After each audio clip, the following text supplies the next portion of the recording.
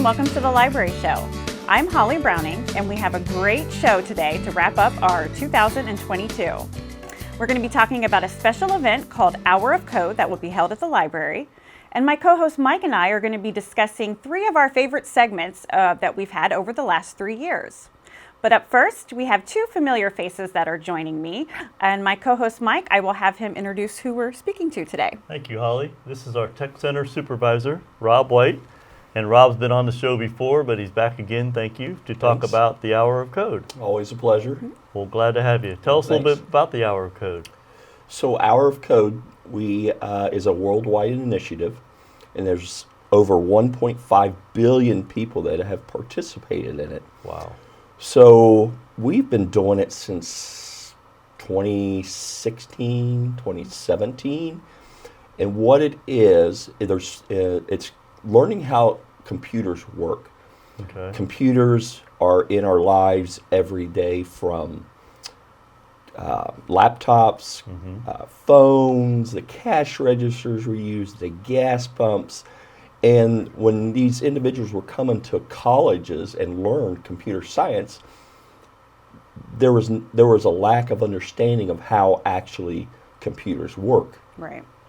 So code.org, and it's a nonprofit, and it's a year-round thing that you can do. So they had so once a year in December, ours is December the 7th, they're going to have an hour of code. Now ours is going to be a couple hours, but this hour of code kind of lets people know what the basis is for computers. You see all the beautiful graphics and everything on the screen and stuff, but what's behind that? It's the bits, the ones and the zeros, and that's all it's broken down to. So they kind of bring awareness to what's going on. How do these things work? I mean, if you think about it, the internet still amazes me. Well, I can Google something, and I know what the average rainfall in the Amazon forest is in a split second. Yeah. Information at your fingertips. I mean, that's what it is. Yeah. Exactly. I researched on code. Is it code.org? Yeah. Yes. And one of their goals, it said, was to demystify what coding is to, the average person, and basically to say anyone can learn the basics. And I liked how they used that word, because I think that's kind of what it is. People are very, I can't do that. That's, very apprehensive about learning, the skills behind it. Now, do you get that a lot in working in the tech center? Like with people being very apprehensive about? Oh, yes. Yeah. And you guys know, too, Yeah. every day, I got a new tablet, I got a new computer, I'm afraid I'm going to break it. Right. But guess what? You're not going to do anything to that thing. Right. You just have fun with it, enjoy it. Technology is fantastic. Yeah. I mean, obviously it's a double-edged sword now, and also this year, too, they're kind of bringing light to, with the Hour of Code, artificial intelligence. Really? Which is fascinating to me, but also scary to me too. Yes. I don't want to go back to, what was a 2001 Space Odyssey. Yeah. Yeah. I don't want to be in the tech center one day and my computer said, Rob, Can't go home. you forgot to unlock the restrooms. Right. Yeah. Right. Oh, But what the Hour of Code is, and it's broken up, so it's nice. It's for people like me that have zero attention span. Yeah. Right. So there are hour-long segments that you can sit down, and it walks you through how computer coding actually works. So you write, if you look at a Windows, when you turn a computer on, there's millions and millions of lines of code that come up behind the scenes that you don't see. It says, okay, this line, tell the computer screen to come on, and this line of code says, make the mouse move to. It's just mind-boggling if you stop and think about it. But it's so simple. It's smart if you think about it. I mean, it's when I first said binary. It's ones and zeros. So the computer says, okay, for this to be true, this is off and this one is on. I mean, it's mind-boggling, like you said. It is, and it's so fun. I just, you always try and learn new things, and the technology, we're always trying to push new things with the 3D printing. We'll have the Raspberry Pis there, and I think Ben is going to talk about all that or later on in the program. Yep. Yep. But right now, we just want to bring awareness to computers, computer science.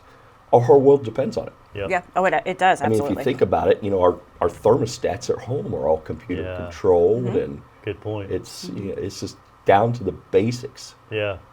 Now, you said we've been doing this at the library since 2016 or 17. What changes have you noticed in those years? I know we had maybe an interruption with COVID, but basically, what have you seen? The more computer science is a living, breathing animal. I mean, it changes as we see in our lives, in my life.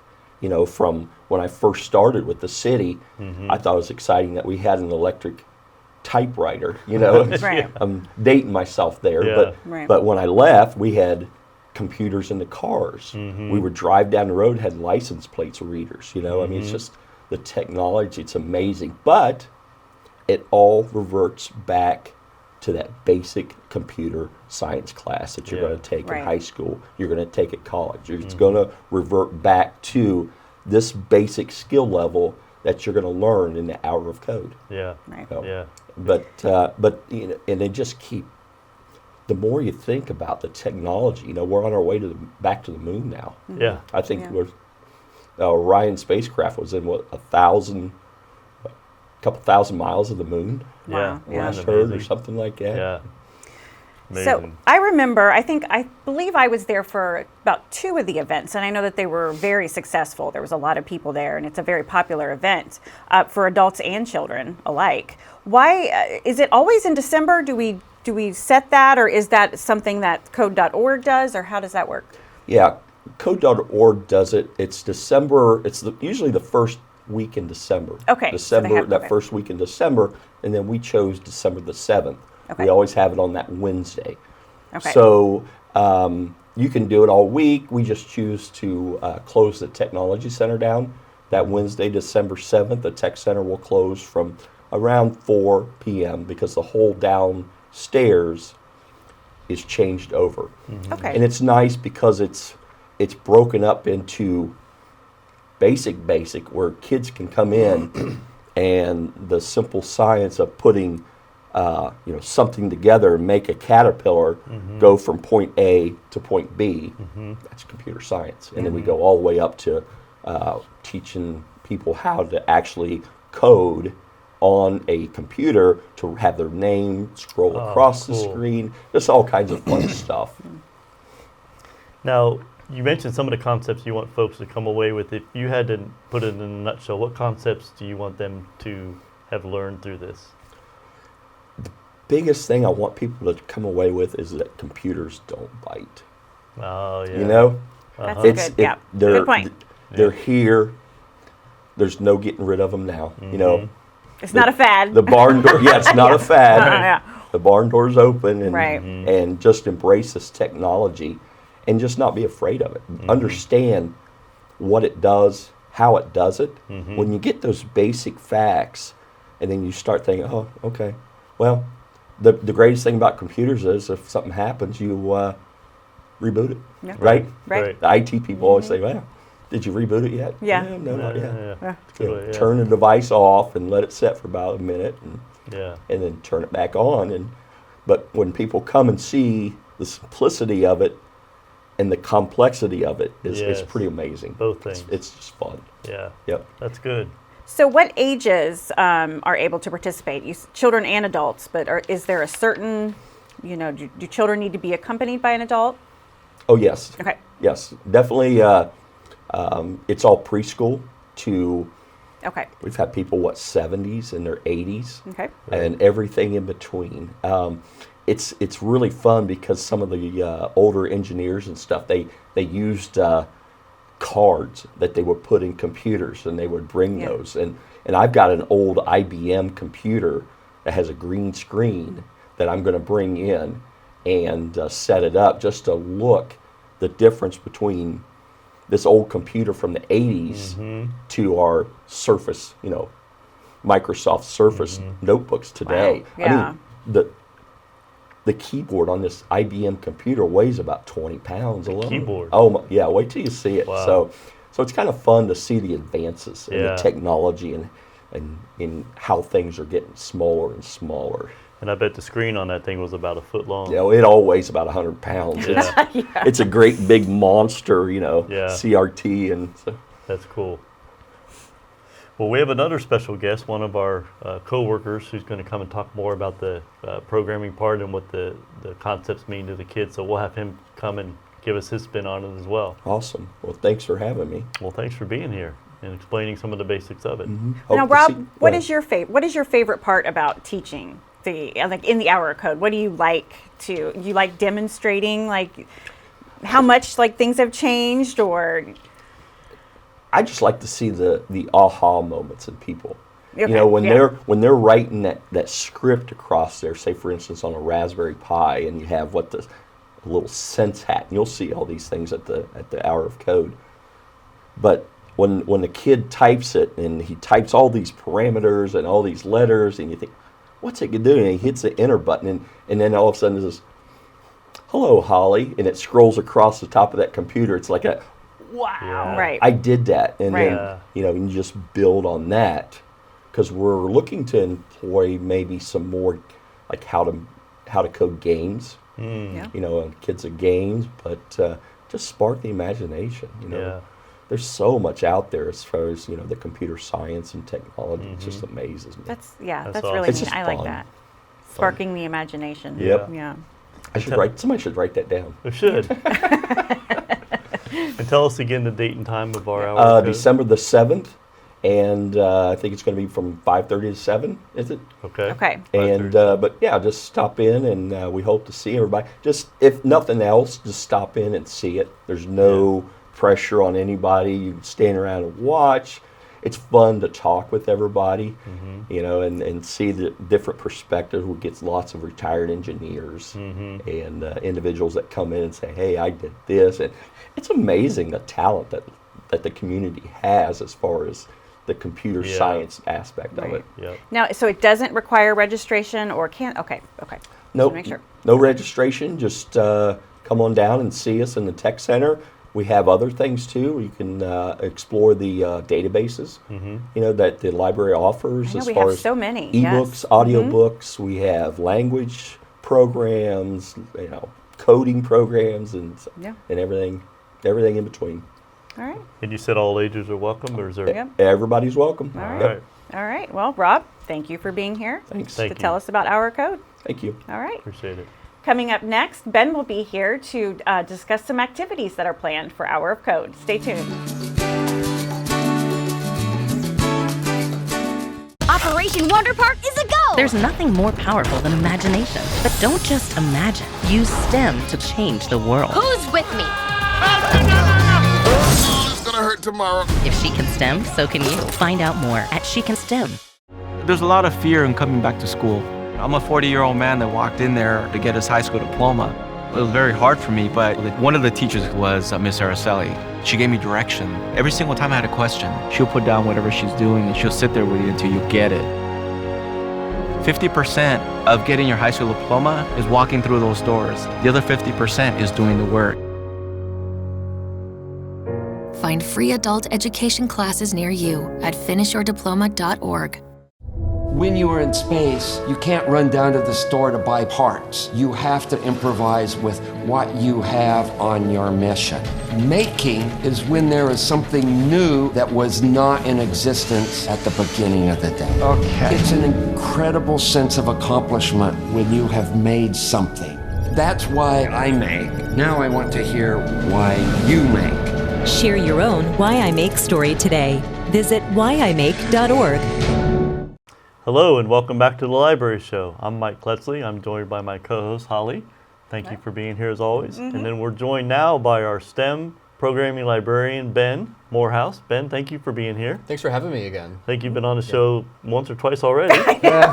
in some form or fashion. Yeah, well, we appreciate you coming back. Yeah, well, thank you. It's nice to be here again. So thank you for bringing us in to talk a little bit about code. Sure. Well, the hour of code is on our mind, and we talked to our technical director, Robb White, and he explained some of the details about time and place and all that, but we wanted to know if you could fill in any details about the parameters of it. Sure, absolutely. So as we talked about before, I'm sure that Rob talked about it. It's a family event. It's something for everybody. So it's all different skill levels. Everyone from I had absolutely nothing about it to little, pretty much toddlers all the way up to adults, everyone else in between that. But I'd say the age group that would probably get the most out of it, or that we're trying to target, is probably that 8 to 17 year range, because that's probably the one that has the most impact from it. And those are also the people that kind of have the most pivot point in their lives to determine what they want to do still.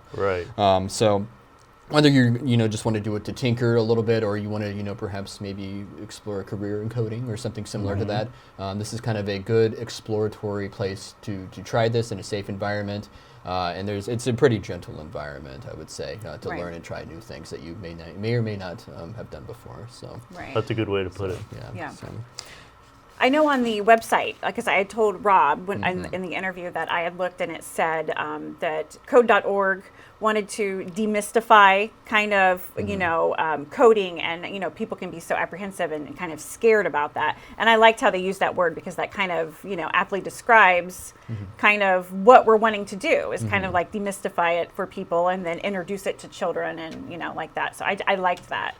Yeah, and that's kind of the goal, is that, coding is a language, just like, English or Spanish or whatever it may be. There is a sequence of language that goes within it. So I think that little, getting over that hump can be kind of intimidating sometimes, because coding is, it's very stringent in the way that it goes, but there's very gentle activities that we have that can, for example, like put the code in a block for us where you can change the thing that you want it to display, and so it's much less likely to fail or to have a problem with it.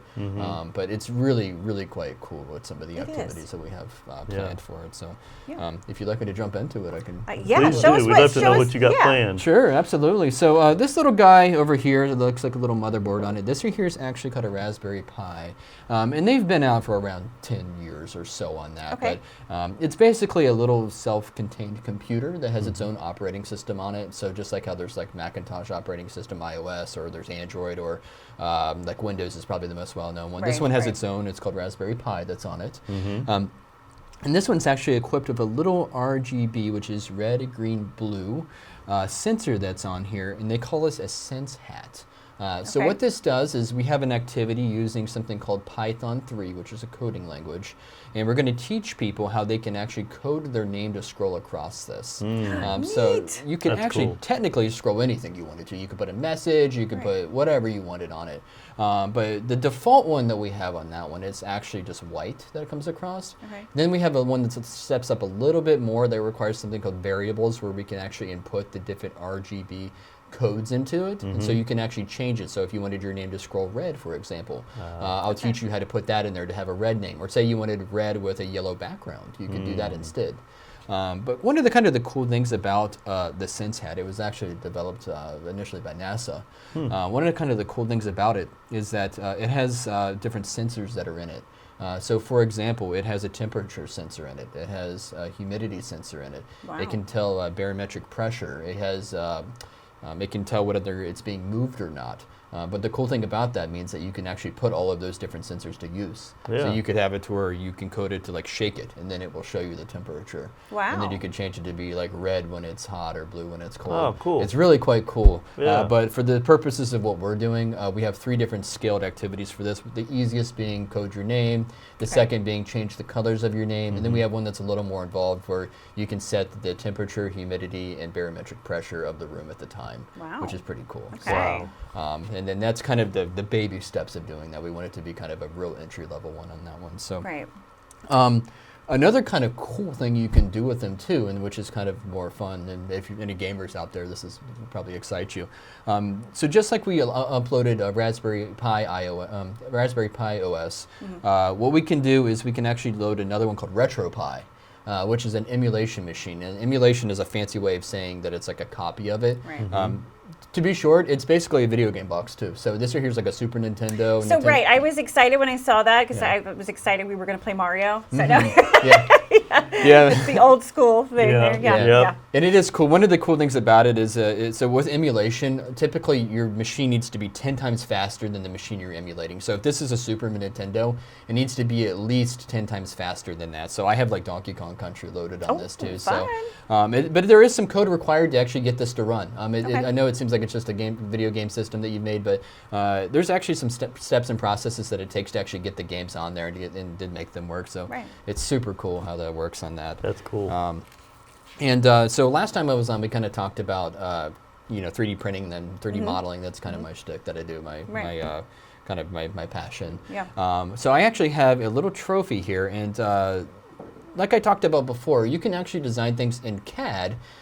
Traditionally when you model things, but you can also code designs in different models too. So this right here is actually a little activity we have using something called code blocks. It's so neat. Isn't it cute? It It's so is. cute. Yeah. I just think that's so fun. And it has a little engraving on there too. I don't know if you can see that. It says the hour of code on there, 2022. Oh, that's so neat. I Oh, didn't that's see neat. the engraving. I know, Yes. yeah, so that was made on our special 3D printer. We have one that can print with multiple colors on that. cool. So one lucky winner is going to win this guy here. So if you enter our activity, you're going to learn how to code this. It's a golden anglerfish, and you're going to learn how to actually code it using different code. Again, it's not hard at all. It uses something called code blocks, which are preset labels of code. So instead of typing in the real strenuous things where it's uppercase, lowercase, and all the weird characters, you just drag the block into it, and it says how big did you want it, how wide did you want it, where did you want it. And what that does is you're going to put around, I'd say maybe 20 different pieces of blocks together, maybe a 20-minute activity. And after you put it together, if you do it, we will give you a ticket, and you'll be able to enter a chance to win this as a trophy. So all you have to do is try to do it. So, but yeah, it's super cool on that too. Another activity we'll also have the code.org activities there, and there's all kinds of cool different ones. And this is where you're able to actually fine-tune your skill level that you're at. So one of my favorite ones that's on there is there's a Minecraft activity where you can actually make your own Mario game inside a Minecraft world, which is so cool to do. Yeah. So I think, starting out, I think someone that's ages like 7, 8 in age would probably be able to do it pretty easily. But you'll learn how to do things like input commands to actually make your character move. You can be able to change your world.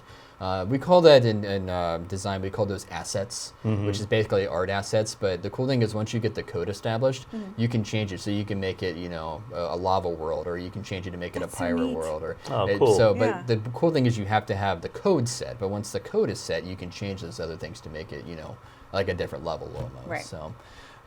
That's really neat. We have that. We also have a couple other ones for like the little ones too, like the Codapillar.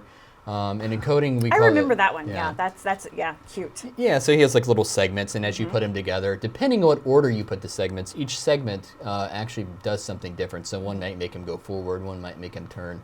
But what this teaches, and I know this is designed for toddlers, but I guess the concept that we're trying to portray with this is something called syntax, or order of things. So for example, if I said the sentence, my mom went to the store to buy an apple, I wouldn't say to Apple the store went to my mom. Right. It doesn't make sense. It has to get Correct. Sequence. So what we're trying to reinforce with this, and kind of coding in general, or kind of the block programs is the same way too, is that order is important in coding as well. Right. And I like that. Yeah. And depending on the order that you put it in, you're going to have a completely, maybe even wildly different result. Right. Wow. Yeah. So that's kind of the cool thing we have for that. So we do have things for all ages on it. I anticipated it being very busy there. Right. So if I would recommend, if you had one to pick, I would definitely try either doing the code blocks one for sure. We have 4 Raspberry Pis open, but you might have to kind of wait your turn on that. But the code.org, there's quite a few. All of our computers will be loaded up on it. It'll be quite awesome. So speaking of that, I know we kind of asked Rob, but would you prefer that people kind of pre-register, or is that, a requirement? So it is an open house. So Okay. if you did show up, we're obviously not going to turn you away and say, Okay, "Where's right, your okay, ticket?" yeah. So we're, We don't have a doorman. No, we Right. don't, Okay, yeah, no, okay. not like that. But we would, just so that we can execute this for everybody and kind of get an idea of what it is. If you did have the time, it's on our website, our library Okay, website, on our okay. calendar of events. If you wouldn't mind at least just signing up on it and let us know roughly how many people are coming. It's not required, but it would be much appreciated. Much appreciated. Okay. On our part. So Yeah. Okay. Well, you mentioned some of these things might be a little complex for folks. Are they going to have plenty of help among us that we can kind of help them through these? Sure, yeah, I'll be there. Rob will be there. I think most of the tech center of will us be will there. be So, Okay, great. And we'll kind of lay people out kind of based on their comfort level. And some of it is going to take kind of calibrating to see what you know. And just because one of the cool things is a lot of them are kind of catered to like kids, like I said, that like kind of 8 to 17 age range. But that doesn't mean that it's bad if you're an adult. Sometimes it's good to take baby steps to kind of learn the basics of it, and then kind of grow and develop into your skill level that you're at as well. So it's a chance to do that. Yeah, absolutely. So. Awesome. So tell us again the date and the time for our viewers. Absolutely. So it's going to be Wednesday, December 7th, and we're going to do it from 5 to 7 p.m. And I know that's 2 hours of code, but you're more than welcome to come. We wanted to make it as available as possible to everybody. So, so again, that's December 7th, a Wednesday, and that's from 5 to 7 p.m. And you're welcome to stay as long or as little as you would like. Great. And they come downstairs right away to the tech center. They don't have to check in. Nope, upstairs. they can just come down to the basement. Gotcha. Yep. Great. All right. Well, thank you for being here. Yeah, thank you. It's a pleasure. Thanks Thank you for having me. telling us what all you've got on tap. It's kind of exciting. Yeah, it is. And I'm glad to bring it to the community. And I think it's something that, it's gone over well in the past, and I'm hoping that it's going to go over well again. So. Well, I hope so too. Yeah. Absolutely. Well, thank you very much, Ben. Yeah, thank you guys. And up next, Holly and I will be telling about some of our very favorite episodes of the 3 years of the show.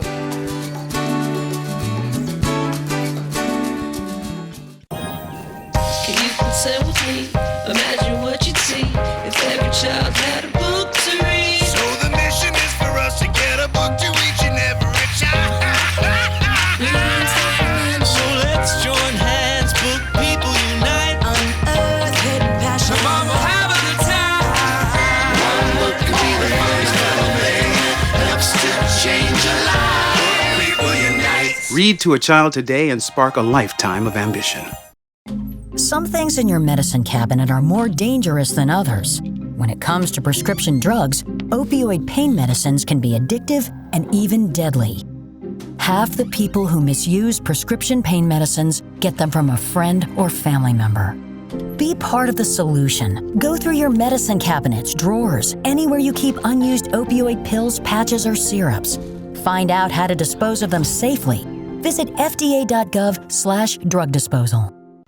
Welcome back. Mike and I thought we would take the time to talk about some of our favorite segments that we've had over this past 3 years. So we've had a lot of fun on this show, haven't we, Mike? Ton of fun. Absolutely.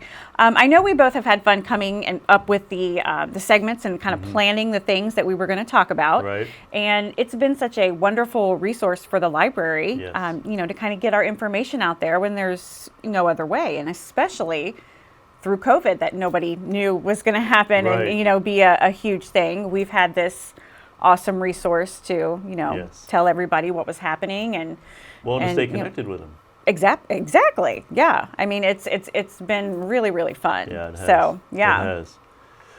Well, Holly, what are some of the things that I know the library show started before my time?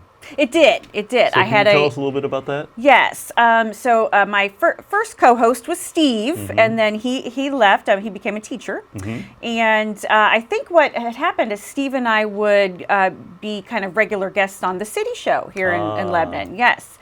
And it kind of just so happened that our wonderful producer, Joe, would talk to our tech supervisor and said, you guys have been coming on the show. There's a lot of info we can kind of get out there. So we created our own little show for the library, and it's been a lot of fun. And the rest is history. The rest is history. Yeah. Well, we couldn't do it without Joe as our tech leader. Isn't he great? Yeah. Yes, and he never gets mad when I have to say, "Oh, I messed up." Right. Same here. Right. Yeah. He's good about that. He is very good and very patient. So we definitely appreciate Mr. Joe Hackman for sure. We do. Yeah. So we're looking back 3 years at some of the things that we've done. 3 years. Yes. Do you have some favorites that you wanted to? I do have some favorites. I would have to say, I've got to do so many fun, things. I got to talk about things that are, important to me, like, my book club and genealogy and things. But I would have to say one of the shows that stands out for me, one of the first shows, I think it was within the first year, we had kind of talked about the database that we used to have called Fold 3, which now Ancestry bought it. It's a military database for military records, and it's fantastic.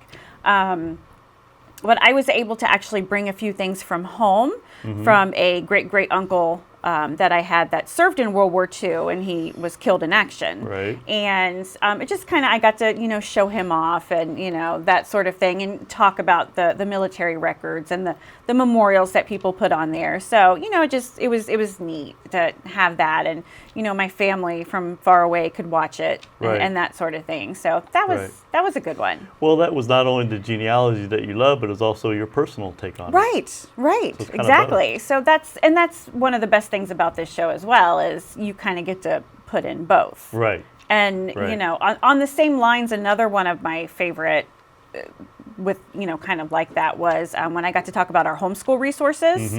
So I got to pull some books that we have, in our library inventory that talk about, homeschool. So they would talk about, grades K through 12, and I picked out certain things, and then I got to basically highlight each book and kind of talk about, basically, what they entail and, why these books would be important. And I think it's very helpful, because I think a lot of people think that homeschooling is just, that's just too much. I can't do that. And it's not.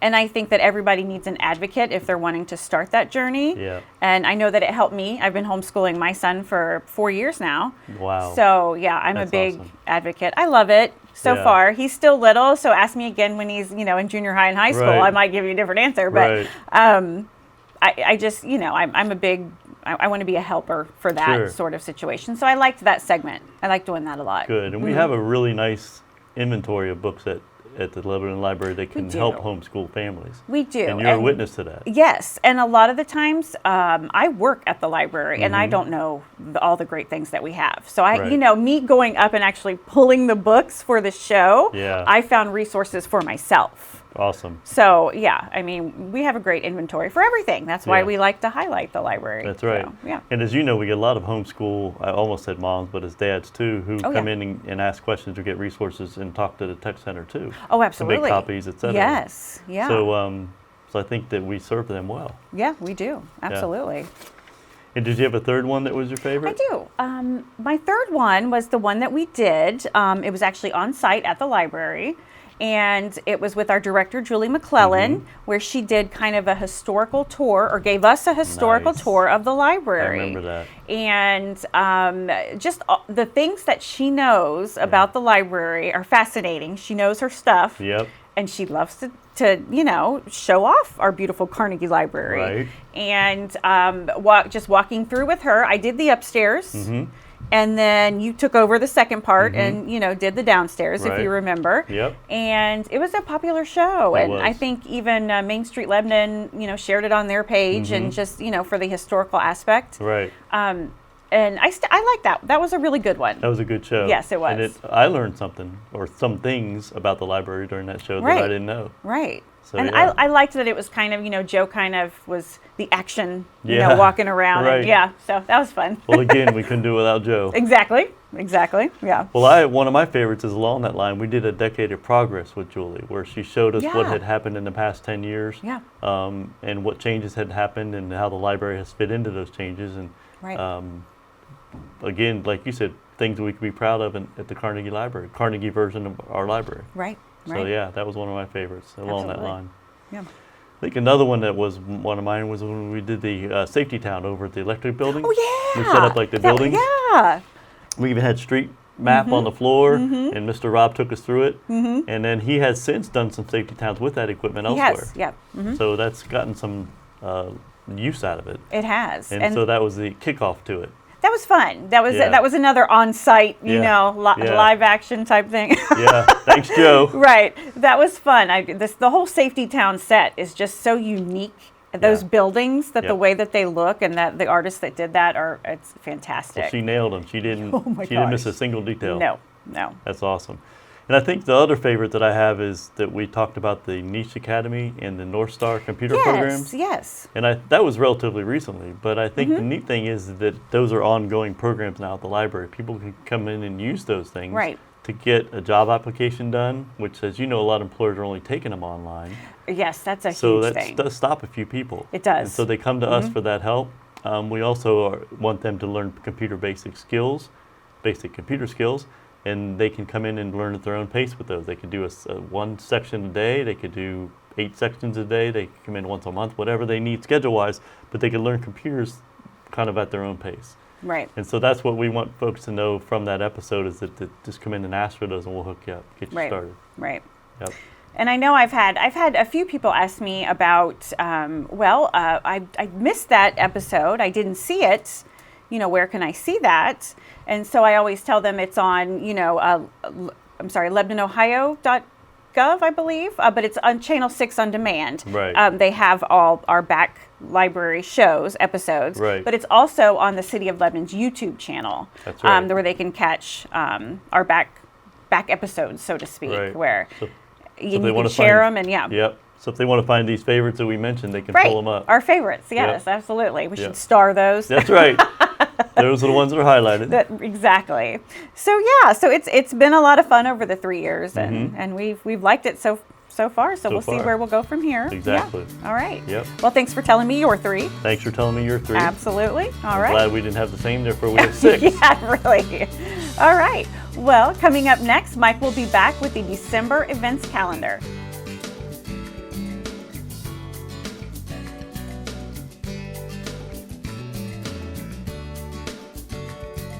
Hi, and welcome back to the Library Show. I'm Mike Kletzley, and we will go through the calendar for December of 2022. On Thursday the 1st, we have baby time at 10:30 a.m. Stories and crafts are at 1 p.m. On Friday the 2nd, there's homeschool hangout at 11 a.m. On Saturday the 3rd, there's 3D printing for kids 101, and that would be at 2 p.m. Sundays are fun days, and that's at 1:30 on the Sundays of December. Toddler time is at 10:30 a.m. on Monday the 5th, and Stories and Crafts again is at 1 p.m. and then at 6:30 p.m.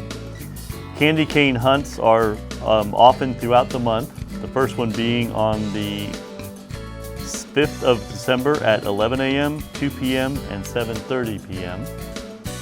3D Printing for Adults 101 is on December 6th at 6 p.m. And then the Hour of Code that we've been talking about in this show today is at 5 p.m. on the 7th of December. The Next Chapter Book Club is at 6:30 p.m. the same day. And we have Holiday Genealogy class with a craft. That's at 6 p.m. on Thursday, the 8th of December. And then on the 10th, that Saturday, we have STEAM Saturday, and that's at 11 a.m. We have a few author talks throughout the month, one of which is on the 14th of December at noon. And then the Big Polar Express Night, an annual, very popular event that we have, and that's at 5 p.m. and then 6:30 p.m. is the second session, and those are on the 15th of December, that Thursday. And then we have an event called Impossible, and Impossible is at 2 p.m. on the 17th of December. And then Christmas crafts are at 5 p.m. on the 20th of December, that Tuesday. And then please note that the library is closed both Christmas Eve, Saturday the 24th, as well as Christmas Day, Sunday the 25th. And that's the calendar for December of 2022. We wish you all happy holidays. Thanks for tuning in.